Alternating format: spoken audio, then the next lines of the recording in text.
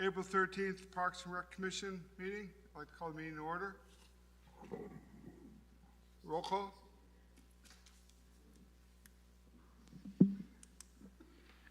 George? Yep, here. Srini? Genevieve? Ritu? Jamie? Mike Kelly? Here. Kristen? Toby? Here. Bill?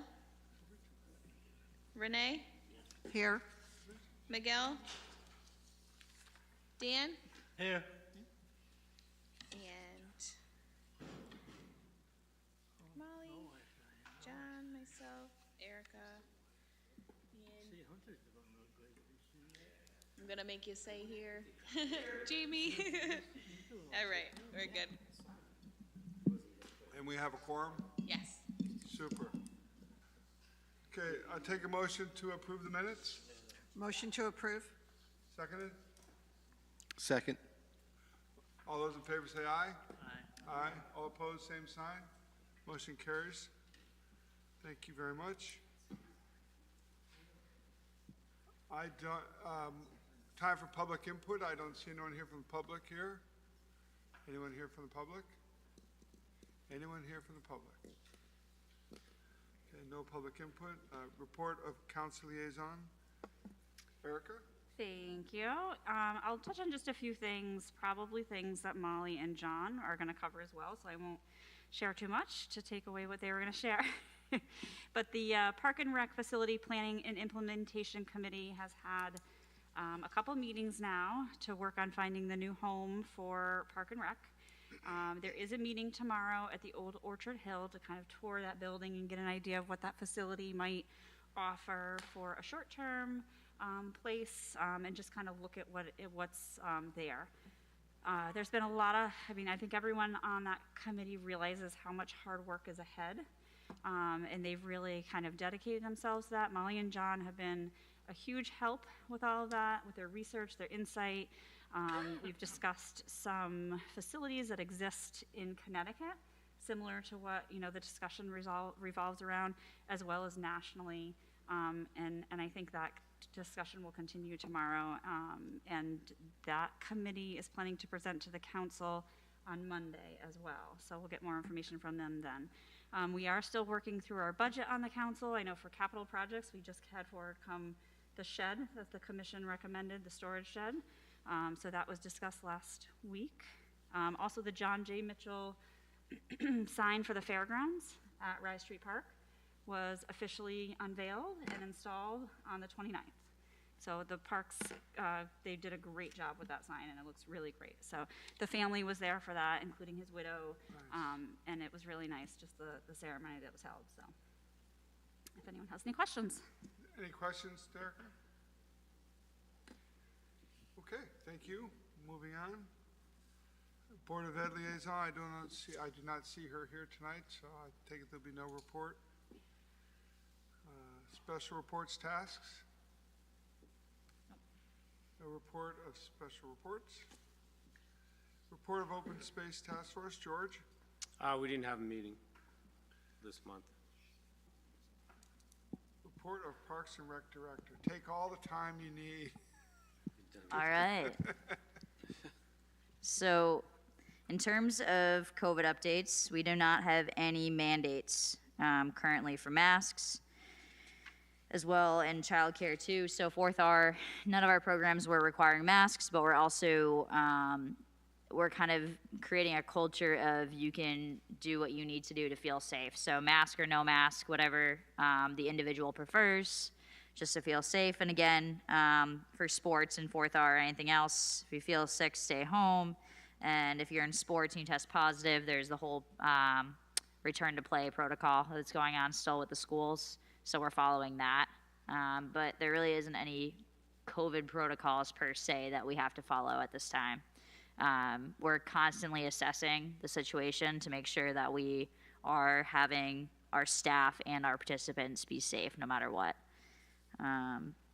But so far, so good. We're going into the summer season, so a lot more things will be outside, which will be very helpful in terms of air circulation and safety and spacing. In terms of our master plan, we don't really have a lot going on with the Crosstown Trail. It's been kind of a dead end for the last month or so. I'm hoping that we can kind of get further along with Eversource, but at this time, they still have not kind of given us any updates on terms of where the application's at. They said that they will review it and get back to us as soon as they can. And I've been pushing for them to do it before the summer so we can start to apply for some more shovel-ready grants. So we are kind of working on that slowly. In terms of CIP, Erica mentioned that we presented to the council on April 7th. So we brought forth the storage shed, but also the $200,000 master plan implementation for the lights at Rye Street Park. So we did present on that. There was not really any questions during that presentation. So we will see when the budget is brought forth in May. Molly? In terms Molly, of, could I ask a question about Yep. the Crosstown Trail? Yes. Once Eversource gets on board or accepts the application, what's the approximate timeline? I know we talked about the amount of work that has to go into it. I'm just curious what we thought the timeline for it actually being open and operational. The whole trail. Well, the sections where I think you said, Yeah, the section that we're hoping to do, I mean, as soon as we get the funding to get that portion of the trail done, because the funding that we have secured is for the design. So we're hoping to get one of the smaller grants to even get a portion done. But there's unfortunately no timeline at this time. Yeah, I think his question was, if all things are go, how long would it take? Oh, Is that right? Yeah, still years. okay. I mean, you can get a section of the trail done probably, I don't know, within a month or two, but like a small section, right? Like you can do you could, if we had the funding, it's still industrial, you could do small sections. No, it's not gonna be paved, that's the issue. Okay, besides the point. It's gonna take years, it's a multi-million-dollar project, so, it's a nice goal to have, but it's not gonna be something that's done in the near future, unfortunately. But yes, so going back to, now I'm distracted, sorry. Going back to also going off of the council meeting on April 7th, we also presented our budget at that time. Our budget for recreation admin had a 4.3% increase proposed, and that's mainly just contractual increases as well as one of our staff's increases that used to be funded out of the special revenue fund. The special revenue fund budget this year did not have any increases, as we're budgeting pretty conservatively after losing $500,000 in the last couple years. So we're trying to really make the budget so accurate that we're not, inflating anything, and we're kind of just going to be sticking to getting the programs in, getting the people in, and making small revenue over time to recoup our loss. The parks budget, we had an increase of 9.32%, and that was for equipment, and John can talk about that a little bit later. But we did present that to the council, and again, we are waiting until the next phase of the budget process to hear more on it. In terms of our spring and summer updates, so we mailed out our brochure. I'm sure a lot of you probably got our brochure in the mail. So that was really awesome. We got fantastic feedback from it. Everyone was really excited to see it in their homes and in businesses around town. And then we actually had our resident registration on April 6th, and just kind of a small thing, within that first hour, we had 1,015 transactions, and 1,500 by the end of the first day. And I looked today, and it was like 3,549 registrations so far for the summer, which is fantastic. The revenue we brought in on that first day was astronomical, to be honest. We were very excited to see it. It was about $449,000. So we're really excited to see all of the families coming back to our programs, and we are actively kind of evaluating our wait lists, because a lot of our average wait lists have about 48 kids on them, so we're trying to figure that out. But again, it comes down to space, staffing, all that fun stuff that we try to accommodate. But it's a good problem to have, and we're going to roll with it, and we're going to figure it out to kind of give the needs for the community. But overall, I mean, we're really excited. We're hiring for camp, for VMP, and we're hoping that we get some really awesome quality staff this summer. And then, you know, in terms of our other stuff, we have our softball league starting in a couple weeks. We have a new program, which is Cornhole, and I think we have like 12 teams on that now, which is going to be a fun new program for adults. We have a couple other like small things we're going to be doing this summer that are a little bit new, like a pop-up in the park program our athletic supervisor is working on. And then we also have open gym going on right now. We have not seen anyone attend open gym yet, but we are still offering it. And then Molly, could someone reach out to the citizen that I did. I sent them the flyer. Okay, thank you. Yep. And then in terms of events, we just had our fishing derby. And despite the weather, we had 200 people come and attend. So that's fantastic. So it was exciting. It was fun. It was a low-key event. So hopefully next year the weather's a little bit more cooperative. And then, yeah, besides that, we have some new stuff going on. Like, we're excited. We have youth cricket clinics and a cricket team that we're going to be doing for the youth. So we're working on that right now. And then we have a potential for some big events that we're going to be able to use for rentals, such as a volleyball. It's a grassroots amateur volleyball league. They're going to be coming here this summer to utilize our facility at the Barton property. And the farmers market as well is going to be another big thing that we're growing this year.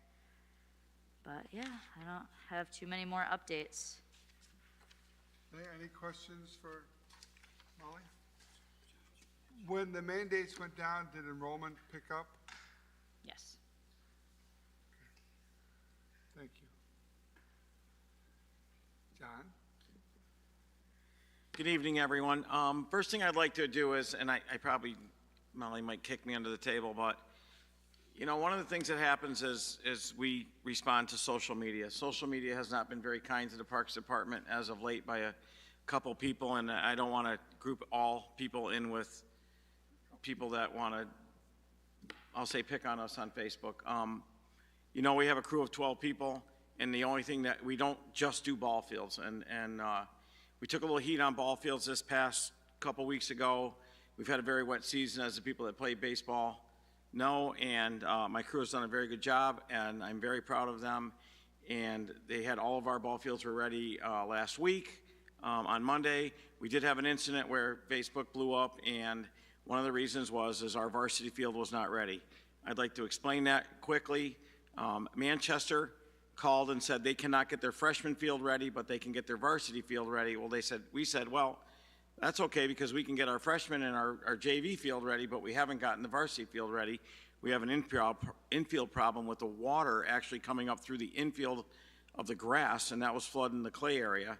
So Manchester said, you know, we'll bring our varsity game to Manchester, and the freshman game will play here, and that is what happened. So we were able to get our fields ready. We just didn't happen to get Rotary ready. So I just want to just say that for the record, because it makes me feel better.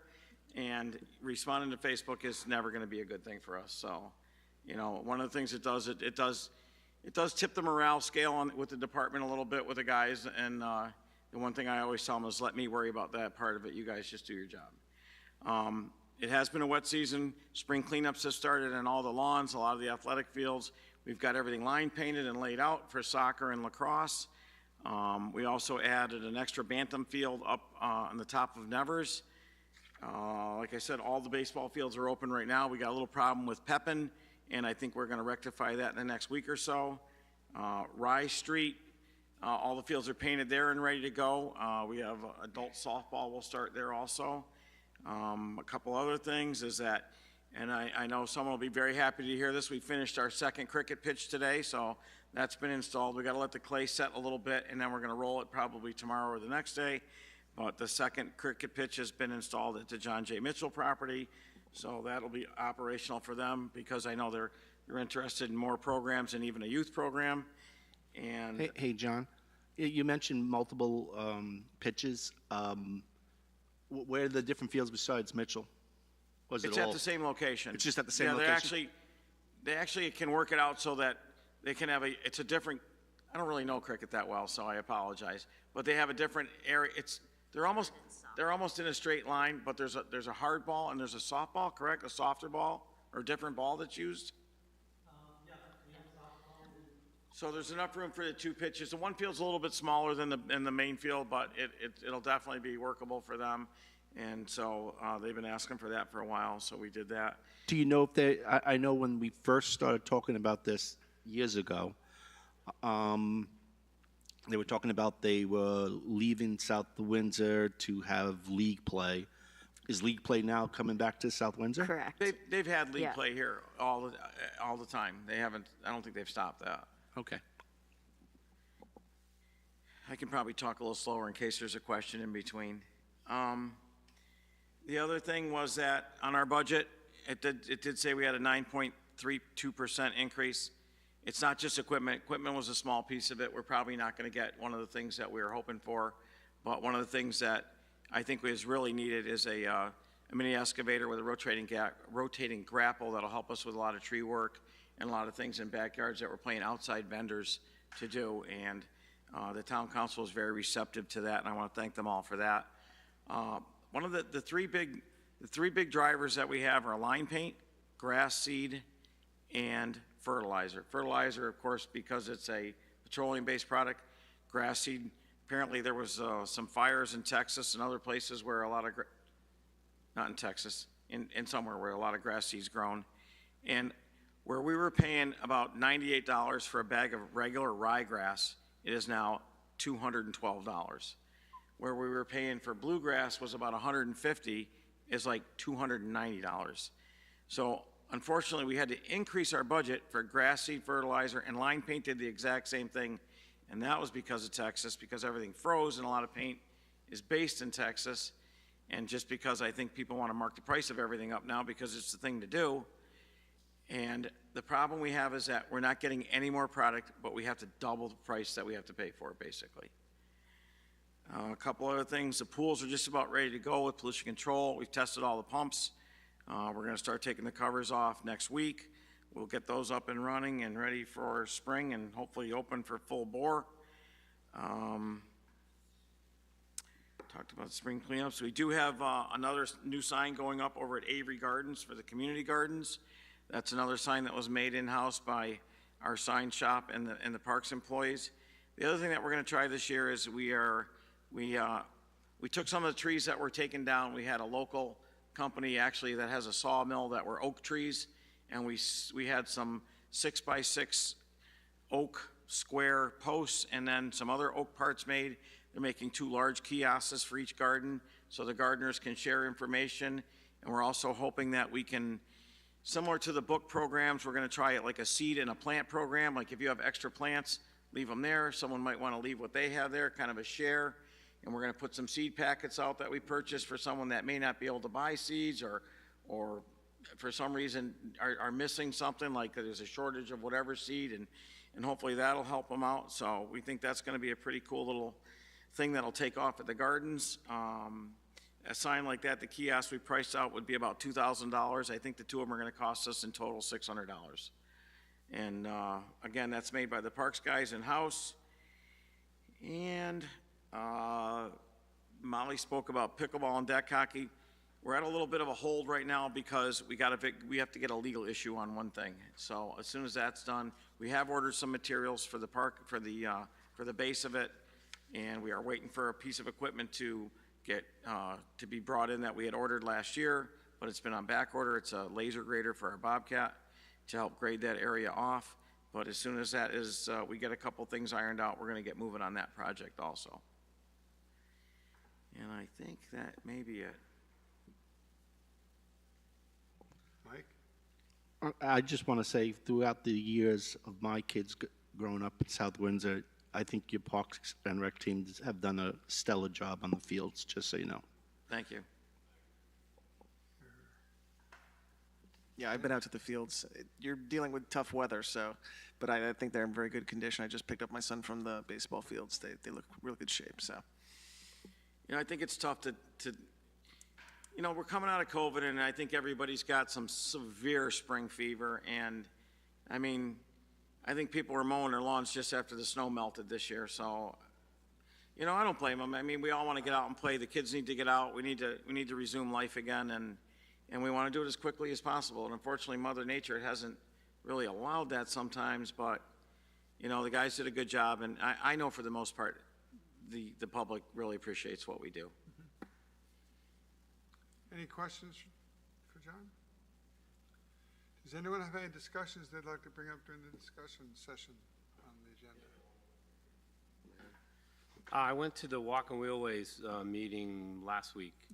A couple things. They're trying to get more organized and become a subcommittee of park, which they have been for a long time, but they really don't have bylaws. They're going to just get more structured.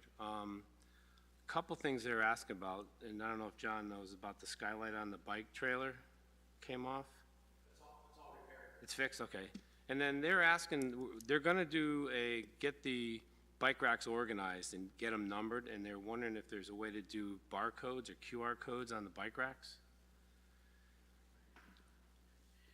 You know, it's kind of interesting that you say that. We had an Eagle Scout that we were having to, to do a project was to barcode the trails and everything like that. So yeah, there's absolutely a way to barcode the, Okay. to barcode the. 'Cause they're gonna get together Whether it's a next QR or a barcode, we can do that. Yeah, next month they're gonna get together and number them all, because there's some of them aren't where they used to be, they've been moved. So they're gonna get those organized, but then they like to get them barcoded, so when one, you know, if one of the pieces breaks, they can at least know where it is and what it is and get parts for it. Right. Good idea. Anything else? Are there any grants you're applying for funds or looking for monies elsewhere? Yeah, the Greater Hartford Giving Foundation, I believe, is what it's. South Windsor Greater Yeah, Together because, Fund. yes. So we're gonna be applying for, well, we did apply for the grant for the splash pad project, essentially, to kind of get some funding, so that way we can have that space, and we want to put it in Nevers because it'll be a free, accessible space for all the kids to go to. Because the other location of the splash pad would have been in VMP, but it wouldn't be equitable because then people would have to pay to go utilize that space. So we want to make it so that way everyone can go and enjoy it in the community regardless of their ability to pay. So we just applied for a grant for that. You know, we're going to be looking at some other grants and other sponsorships. Sponsorships really is going to be a huge thing for us over the next upcoming years, mainly for all of our signature events. We just want to be able to cover our costs for it. So we're going to be kind of tapping into some more grants and sponsorships for the farmers market, the concert series, and then for some of our athletics. So softball, cornhole, and then like the project with the deck hockey boards. Super. Thank you. Any other business before the committee? Is there a motion? Motion to adjourn. Second. Been a motion adjourned, seconded. All in favor, say aye. All opposed, same sign. Motion adjourned. Thank you very much.